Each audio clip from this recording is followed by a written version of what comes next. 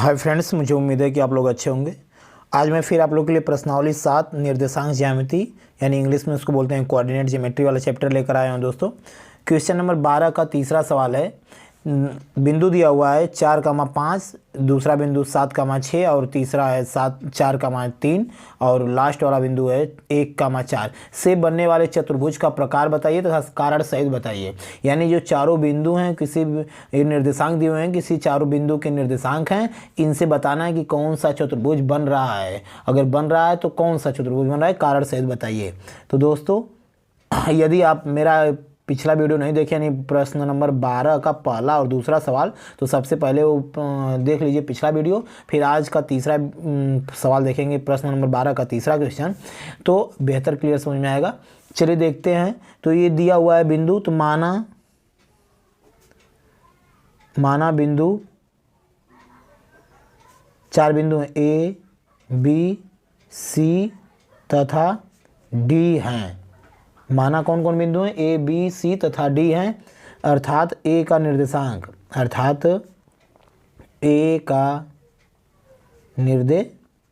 दोस्तों, तो ए का निर्देशांक क्या है? ए का निर्देशांक है 4,5, फिर ऐसे बी का निर्देशांक 7,6, सी का निर्देशांक 4,3 और डी का निर्देशांक कितना है? 1,2 है। दोस्तों, इन्हीं सब से एक चतुर्भुज बना है, तो आपको बताना है कि ये किस प्रकार का चतुर्भुज बना है। ए, बी, सी और डी। ए का निर्देशांक हमने माना है 4,5 और बी का 7,6 और सी का 4,3 और डी का निर्देशांक है 1,2। तो दोस्तों, इसे हमें बताने के लिए सर्वप्रथम हमें इनके बीच की दूरियां निकालना होगा, यानी भुजाओं के बीच की दूरी निकालना है। यानी ए बी के बीच की दूरी, फिर बी सी के बीच की दूरी, सी डी के बीच की दूरी, फिर डी ए के बीच की दूरी निकाल लेते हैं।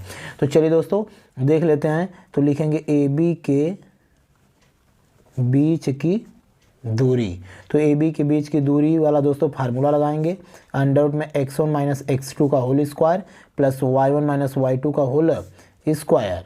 फिर दोस्तों x1 की वैल्यू 4, x2 की वैल्यू 7, फिर y1 5 है, माइनस y2 कितना दिया हुआ है 6 का होल स्क्वायर।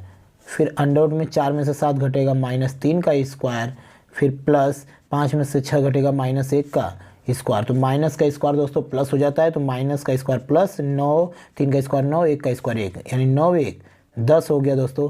तो यानी ए बी के बीच की दूरी हो गया अंडर रूट में 10 इकाई। आई होप कि इतनी बात आप जरूर समझ गए होंगे। फिर दोस्तों इसी प्रकार अब निकाल लेते हैं बी सी के बीच की दूरी। तो निकाल लीजिए बी सी के बीच की दूरी। तो बी सी के बीच की दूरी फार्मूला यही रहेगा, x1 माइनस x2 का whole square plus y1 minus y2 का होल स्क्वायर। तो x1 कितना है 7, x2 कितना है 4, 7 माइनस 4 का होल स्क्वायर प्लस y1 कितना है 6 माइनस y2 कितना है 3 का होल स्क्वायर। तो 7 में से 4 घटेगा दोस्तों कितना आएगा 3, 3 का स्क्वायर, 6 में से 3 घटेगा आएगा 3, 3 का स्क्वायर। तो 3 का स्क्वायर 9, फिर 3 का स्क्वायर 9, यानी 9 9 कितना हो जाएगा दोस्तों 18 हो जाएगा। तो 18 का फैक्टर अगर करते हैं दोस्तों, तो 2 9 18, 2 9 18, 9 का वर्गमूल हो जाता है 3, यानी 3 कड़ी में 2 इकाई दोस्तों, 3 कड़ी में 2 इकाई। आई होप कि इतनी बात आप जरूर समझ गए होंगे दोस्तों। ये आ गया हमारा बी सी के बीच की दूरी। अब दोस्तों इसी प्रकार हम लोग निकाल लेते हैं सी डी के बीच की दूरी।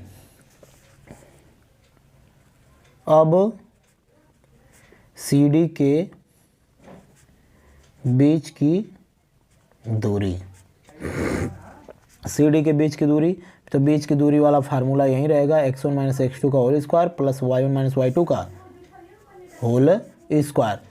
तो x1 क्या है 4 है, 4 माइनस x2 कितना है दोस्तों 1 है, 4 माइनस 1 का होल स्क्वायर प्लस y1 कितना है यहाँ पर 3 है, y2 2 है, यानी 3 माइनस 2 का होल स्क्वायर।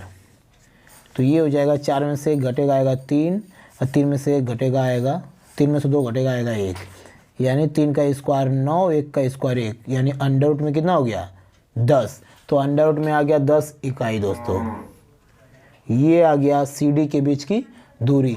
अब दोस्तों लास्ट भुजा बची हुई है हमारा कौन सा, डी ए के बीच की दूरी। तो अब निकाल लेते हैं।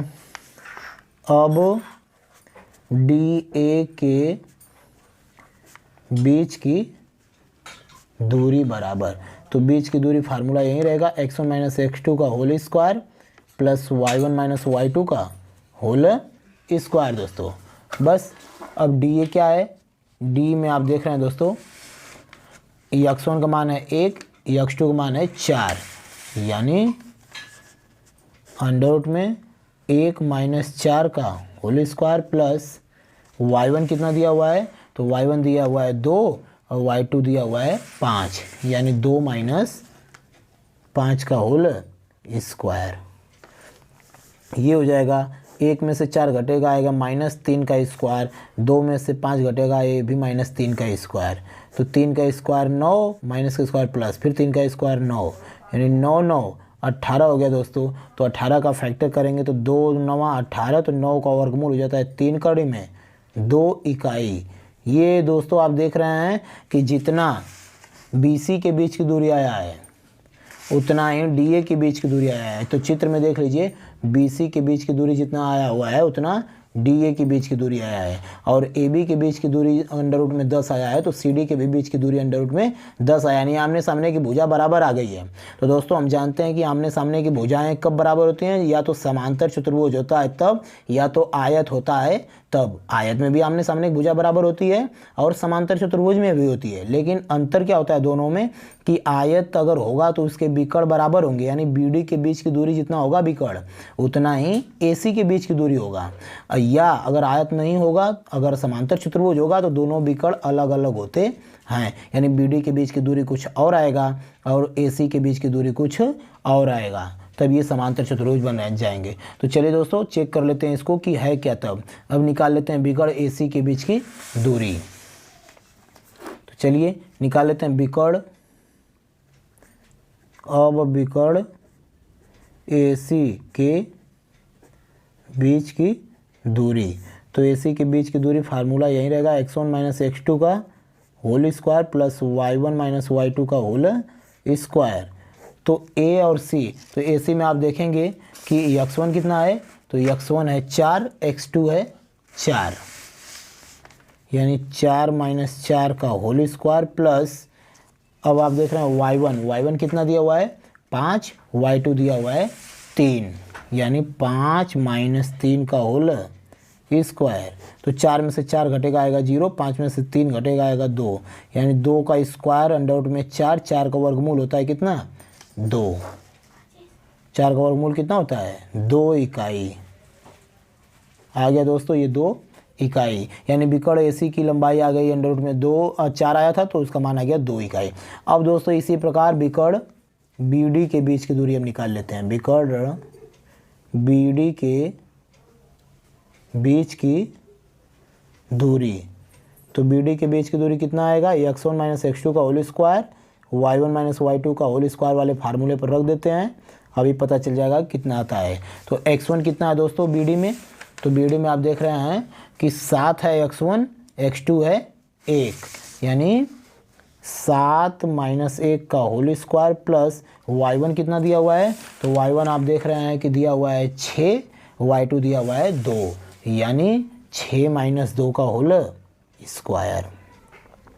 तो 7 में से 1 घटेगा 6 का स्क्वायर, 6 में से 2 घटेगा 4 का स्क्वायर, तो 6 का स्क्वायर 36, 4 का स्क्वायर 16, तो 6 6 12, 4 1 5, अंडर रूट में हो गया 52। तो अंडर रूट में आ गया दोस्तों 52, तो 52 को तोड़ देंगे हम लोग, फैक्टर कर देंगे, तो 2 गुणे 13 गुणे 2, यानी 13 में 26 गुना 52। तो अंडर रूट में जो भी संख्या 2 बार मिलती है वो एक बार क्या हो जाती है, बाहर हो जाती है, तो 2 बाहर हो जाएगा, यानी 2 कड़ी में 13 इकाई हो जाएगा। यानी दोस्तों आप देख रहे हैं कि बिकड़ की लंबाई अलग अलग आ गई है।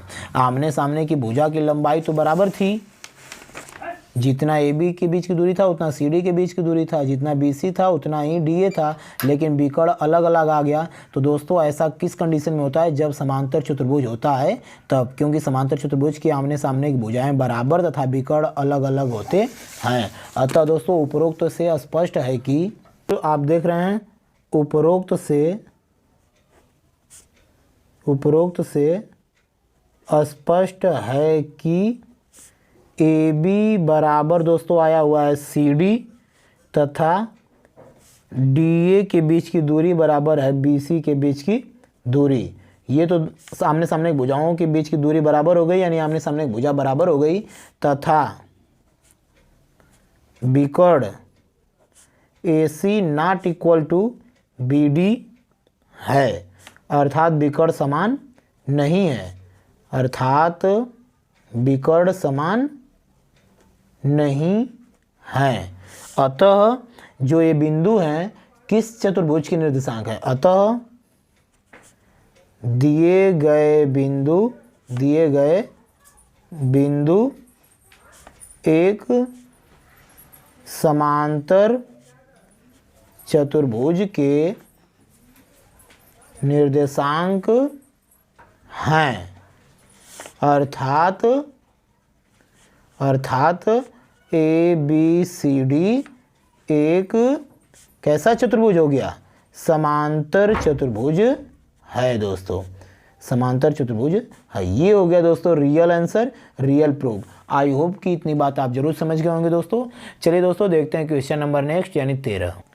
देखिए दोस्तों क्वेश्चन नंबर 13वां, उस त्रिभुज का परिमाप ज्ञात कीजिए। एक त्रिभुज होगा दोस्तों, उसका परिमाप ज्ञात करें, यानी चारों तरफ का माप जिसको वो होता है वो परिमाप बोलते हैं इसको, जिसके शीर्ष दिया हुआ है 0,4, 4,0 तथा 2,-2 हैं, एक समकोण त्रिभुज के शीर्ष हैं। तो दोस्तों माना, यानी हल में आप लिखेंगे माना त्रिभुज ए बी सी है एक ठो, माना एक ठो त्रिभुज कौन सा है, उसका नाम है ए बी सी के शीर्ष ए जिसका निर्देशांक है दोस्तों 0,4, बी 4,0 तथा सी जिसका निर्देशांक दे रखा है 2,-2 हैं। तब दोस्तों इसी को आपको बताना है, ये समकोण त्रिभुज के शीर्ष हैं तो इसका परिमाप बताइए। तो दोस्तों आप समझ सकते हैं कि एक समकोण त्रिभुज है, उसका शीर्ष दिया हुआ है ए बी और सी, तीनों शीर्षों का निर्देशांक दे रखा है। ए का निर्देशांक है दोस्तों 0,4, बी का है 4,0 और सी का निर्देशांक है 2,-2। मुझे उम्मीद है कि इतनी बात आप जरूर समझ रहे होंगे दोस्तों। तो अब क्या है ना कि इसका परिमाप बताना, तो परिमाप बताने के लिए इसकी भुजाओं का पहले माप हमें ज्ञात होगा, तभी तो जोड़ेंगे ना कि ए बी के बीच की दूरी जितना रहेगा प्लस इतना प्लस ये, यानी कहने का मतलब सभी भुजाओं के बीच की हमें क्या निकालना है? दूरी निकालना है। तो चलिए तो ए बी के बीच की दूरी निकाल लेते हैं हम लोग। ए बी के बीच की दूरी, तो ए बी के बीच की दूरी फार्मूला x1 - x2 का whole square plus y1 - y2 का होल स्क्वायर। बस दोस्तों चलिए इसमें रख देते हैं ए बी, तो x1 है 0, x2 है 4, फिर y1 है 4, y2 है 0, 4 - 0 का होल स्क्वायर, फिर हो जाएगा 0 में से 4 घटेगा -4, 4 का स्क्वायर 16, प्लस में हो जाएगा फिर 4 का स्क्वायर 16, तो 16 क्या हो जाएगा 32, तो 32 का फैक्टर करेंगे तो 2 गुणे 16, 16 का वर्गमूल होता है 4, यानी 4 कड़ी में 2 इकाई आ गया दोस्तों, यानी ए बी के बीच की दूरी आ गया दोस्तों 4 कड़ी में 2 इकाई। फिर दोस्तों इसी प्रकार अब बी सी के बीच की दूरी हम लोग निकाल लेते हैं। तो चलिए बी सी के बीच की दूरी निकाल लेते हैं। लिखेंगे अब बी सी के बीच की दूरी या बी सी की लंबाई, उसको बीच की दूरी को लंबाई भी बोल सकते हैं क्योंकि बीच की जो दूरी होती है वो लंबाई ही होती है। तो बीच की दूरी फार्मूला x1 - x2 का whole square plus y1 - y2 का होल स्क्वायर। तो बी में x1 क्या है 4, x2 2 है, फिर y1 0 है, y2 -2 है, तो माइनस माइनस क्या हो जाएगा +2 हो जाएगा दोस्तों। आई होप कि इतनी बात आप जरूर समझ रहे होंगे। 4 में से 2 घटेगा आएगा 2, 2 का स्क्वायर, ये भी 2 का स्क्वायर, तो 2 का स्क्वायर ये 4, ये भी 2 का स्क्वायर 4, तो 4 4 8 हो गया। तो 8 का फैक्टर करेंगे तो 2 गुणे 2 गुणे 2 कितनी बार 3 बार हो जाएगा, तो एक जोड़ा बाहर निकल जाएगा, यानी 2 कड़ी में 2 इकाई आ गया दोस्तों। ये आ गया बी सी के बीच की दूरी 2 कड़ी में 2 इकाई। अब निकाल लेते हैं सी ए के बीच की दूरी या ए सी के बीच की दूरी। AC के बीच की दूरी, तो AC के बीच की दूरी क्या होगा दोस्तों, फार्मूला यही है x1 माइनस x2 का होल स्क्वायर, फिर y1 माइनस y2 का होल स्क्वायर। तो AC में x1 क्या है दोस्तों 0, x2 है 2, यानी 0 माइनस 2 का होल स्क्वायर।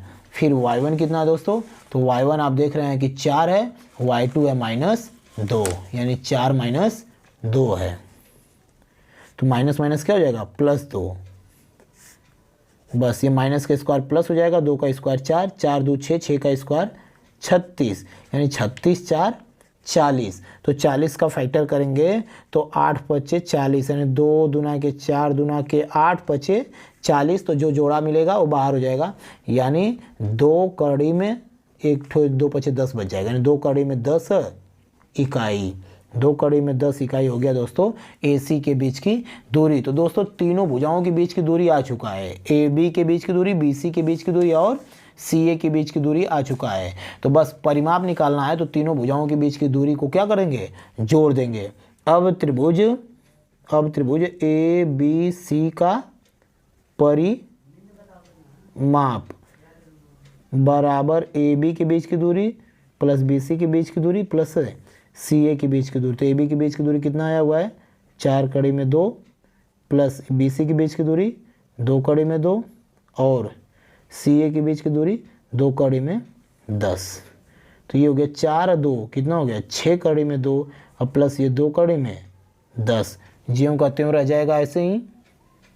बस दोस्तों अब इसमें से क्या कॉमन है, 2 कॉमन है, तो 2 निकल जाएगा बाहर, तो यहाँ पर बचेगा 3 कड़ी में 2 प्लस 2 निकल गया तो कड़ी में 10।